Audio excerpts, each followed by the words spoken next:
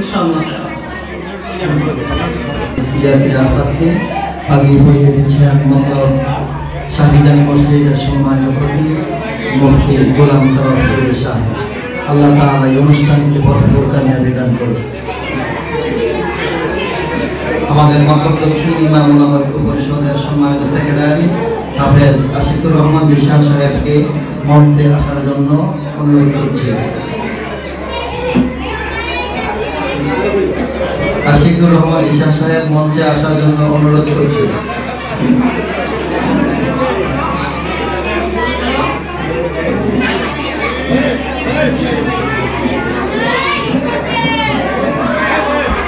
আমরা কথা না বলি, যারা সামনে উপবিষ্ট বারান্দায় রয়েছেন কেউ ভুল না করে কথা না বলি।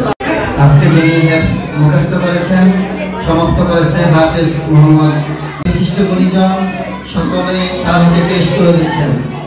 আল্লাহ তাআলা তাকে কবুল করুন, সকলে বলে আমিন। আল্লাহ তাআলা এই অনুষ্ঠানকে কবুল করুন, সকলে বলে আমিন। মুনাজাতের মাধ্যমে এই যারা কোরআন শিখে, দ্বীন শিখায় এবং অপরকে শিখায়, আপনারা এই কথাগুলো শুনেছেন।